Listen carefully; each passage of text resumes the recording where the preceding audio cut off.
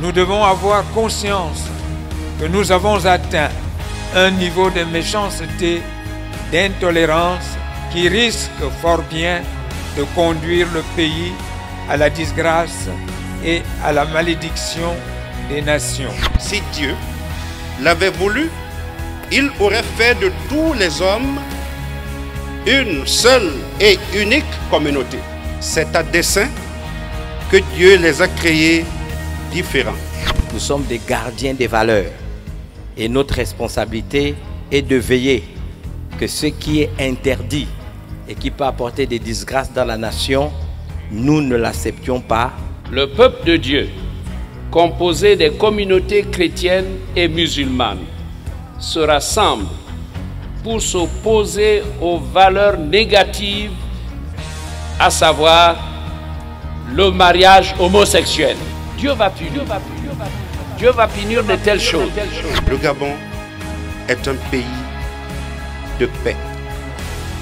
Dieu est paix. Nous sommes en train de prêcher dans ce pays. Nous évangélisons. Il y a des communautés religieuses qui travaillent. Nous avons la responsabilité de travailler à la sécurité, à la protection de notre pays, à la protection de ses valeurs. Ne nous impose pas.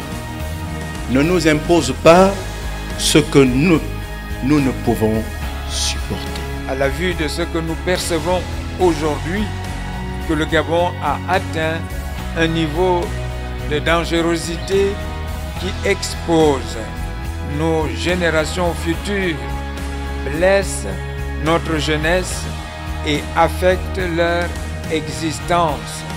Faisons tout ce qui est possible pour le préserver, de sorte que les maux qui ont atteint certaines nations environnantes ne viennent pas frapper le Gabon. Prenez des femmes, c'est-à-dire des épouses pour vos fils, et donnez des maris à vos filles. Hein? Il n'a pas dit prends un autre barbu, amène-le. Hein? Non, allez, même chez nos vieux dans les villages, ça c'est une bombe. Il ne faut pas que le Gabon s'aligne à ça. Vous êtes d'accord avec moi, non? Notre Seigneur, le Dieu créateur des cieux et de la terre, a par sa volonté créé les hommes avec des aptitudes et des aspects différents. La Bible qualifie ce type d'alliance d'acte contre nature. Le plan de Dieu, c'est que la population augmente. Dieu tient à la croissance de la démographie. La population du Gabon doit augmenter. Il ne faut pas créer le contraire de ce que Dieu n'a pas dit.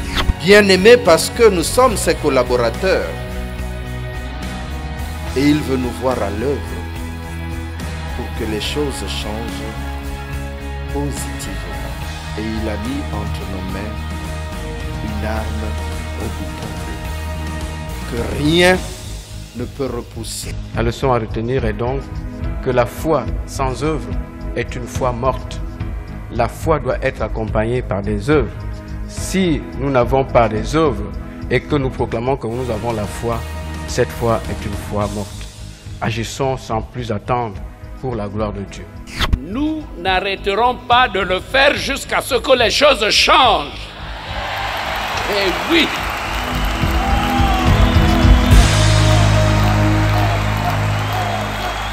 Tu ne coucheras point avec un homme comme on couche avec une femme.